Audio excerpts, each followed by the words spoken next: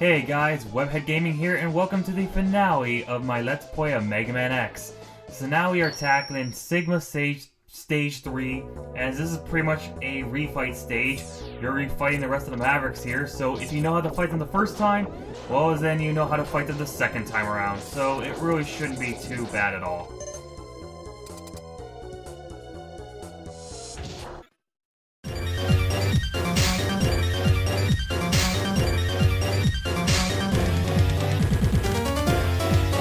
That music was from Megaman ZX. It is the boss theme for Pandora and Prometheus. A pretty nice boss theme, if I do say so myself.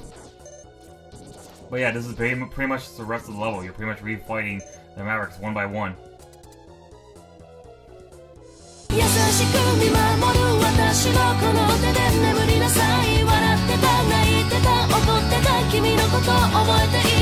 That was the ending theme to Persona 3, which is a fantastic JRPG.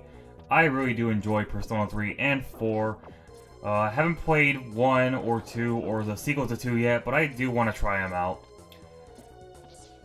Sucks that Persona 5 was delayed, but what can you do? Hope you refill Boomerang Cutter here, because the boss at the end of this is going to be weak to it. So yeah.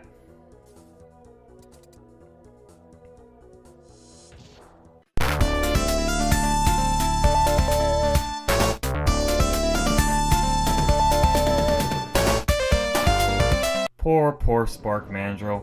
Didn't stand a goddamn chance. So now we're underwater, which gives us a big indication on who we're fighting next.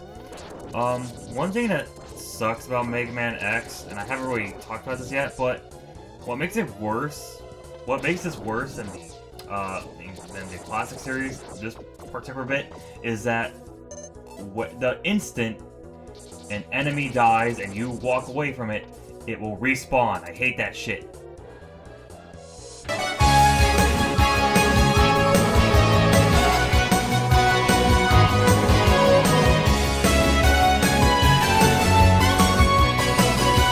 And by respawn, I mean they respawn the moment you turn your back on them. It's annoying. So what I should have done here was use the Chameleon Sting, because the one thing I didn't know was that Chameleon Sting can actually walk on spikes. I didn't know that for this, so I just went with the penguin board. But, yeah.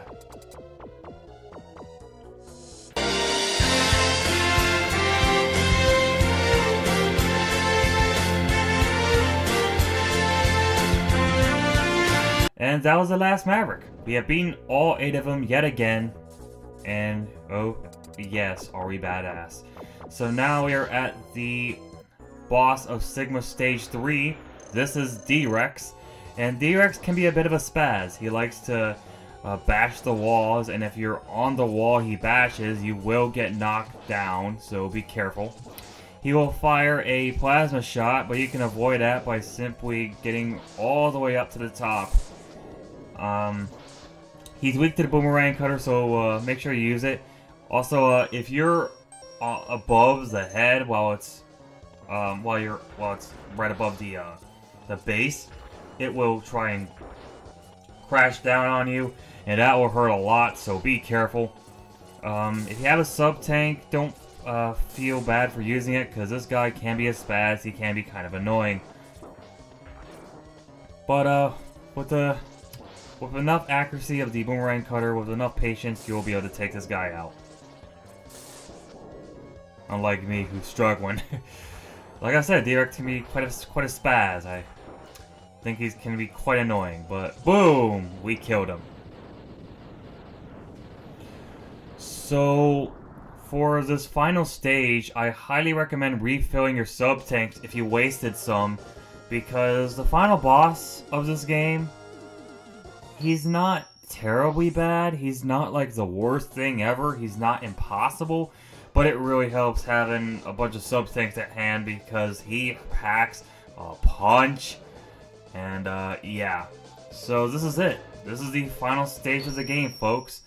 We are finally at Sigma. Now, the final stage starts off with a really pointless climbing section. I don't know why they even bothered, but whatever. It pretty much serves as I guess it serves as a grinding spot because of the worms, but whatever.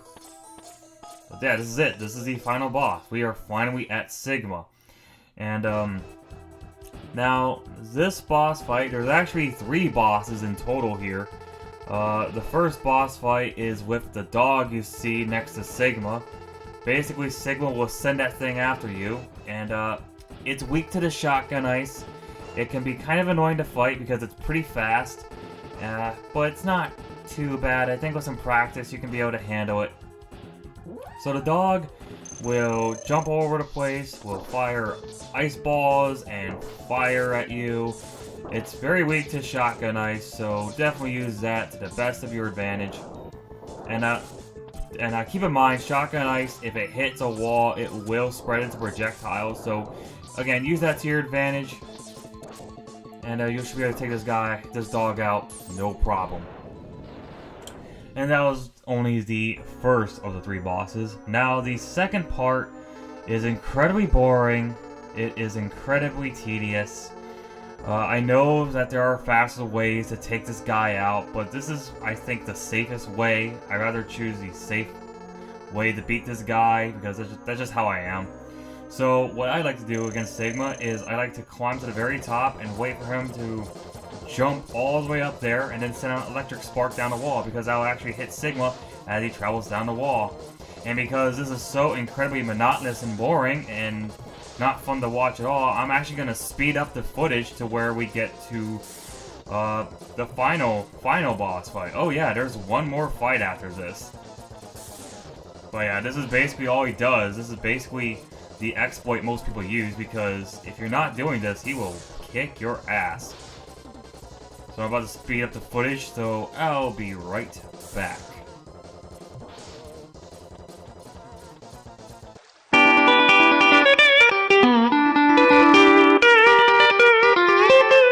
And he's down. Ugh. But yeah, if I hadn't sped up that footage, we would be here for about another minute, because goddamn it, it is so tedious and boring. And painful on your fingers too, because goddamn. But this is the true final boss of the game.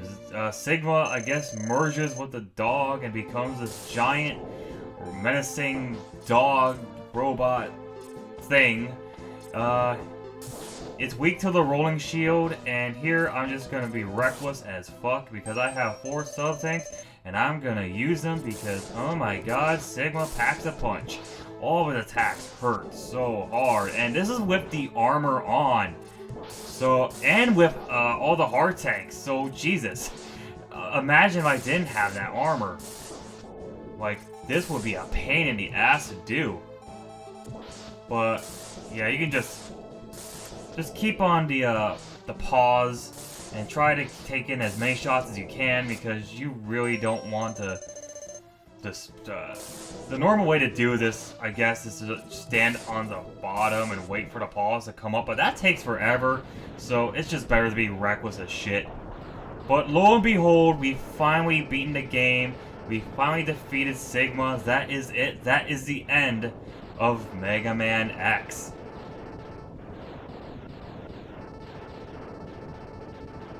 So yeah, that was it. That was the game. We escape. X looks at the exploding castle, a la Castlevania, and that's it. The epilogue rolls and the staff credits will roll. So I really don't have any much more to say. So let's talk about my final thoughts about this game. I will admit now that I think this game is a tad bit overrated by people. I don't think it's the best, like, video game on ever, by any means. Probably one of the best Super Nintendo games, I can definitely agree with that.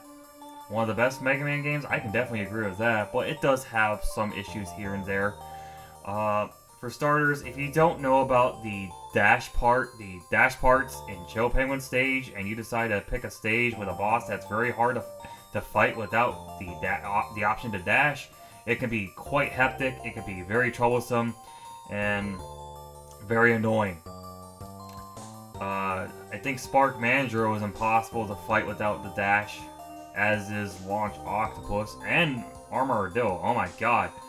Without his weakness, he can be a major pain because he can deflect your shots, and if you fire a charge shot at him, he sends out this like spread shock attack, and that can be really infuriating.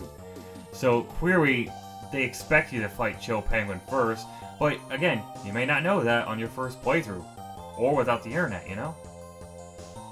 So that's one thing I don't like. Another thing I'm not really fond of is the level design. I feel is a little bit too easy.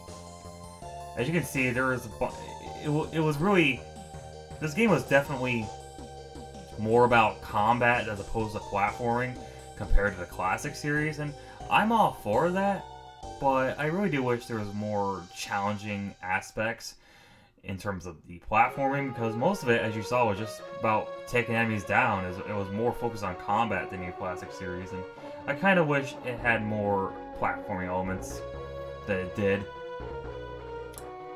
And the other thing about this game is, of course, the tone. This game is much darker than the original series, without a doubt. The classic series was all goofy and lighthearted and such. It still had its dark moments. I mean, later on, there was a game called Super Adventure Rockman. That is probably the darkest classic series game of all because of the story and whatnot, but that came out years after this game. Megaman X is definitely a lot darker. Characters actually die here. There's actually, as you saw Zero's sprite had like blood coming down his face, had a mouth rather. That was pretty gritty. That's pretty dark. Of course, it's probably not blood. It's probably oil that looks like blood, but regardless, it's still pretty dark. And some people don't really like that. Some people just prefer the goofiness of the classic series. Me personally, I'm not bothered by the dark tone. In fact, I kind of welcome it. It makes it different than the classic series in that aspect. But overall, I gotta say, this was a really fun game. It was a really fun game, and I can understand why so many people love Mega Man X. In some ways, more so than the classic series.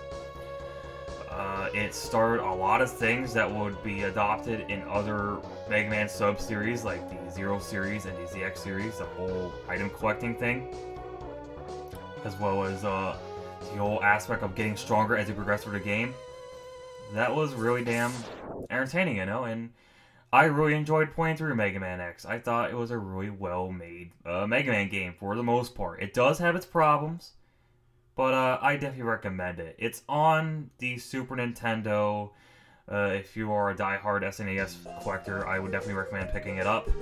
But you can also, if you don't feel like doing that, if you're not into that kind of stuff, then you can purchase this game in a multitude of ways. You can get it via the Mega Man X collection, which I highly recommend. It is so cheap and worth it to play that along with the other 5 games. It's available on the Wii and Wii U's eShop. It's available on the 3DS. So there's really no excuse to not go out and try this game for yourself, you know? I think it's a really fine game. And yeah, that's it. That's all I really need to say. So where do we go from here? Well, I plan on doing X2 and do a playthrough of that, as well as X3. And after that, I'll probably take a break and probably play through Spider-Man for the PlayStation 1, because that's something I've always wanted to play for this channel. And hopefully I'll push out a review here or there, but for the most part, I don't know, I just felt like playing through this game and showing you all, because I actually did play through this game on my main channel, and that sucked ass. So I just figured to be doing this, you know? And I thought I did a good job this time around, but who knows, you know? That's really all I need to say. See you for Megaman X2. This is WebHeadGaming. Catch you later. You have won a temporary victory, X. What you destroyed was only a temporary body. My spirit remains intact. In time, I will find other bodies strong enough to do my bidding, and I will return. I shall see you soon, X. Very soon.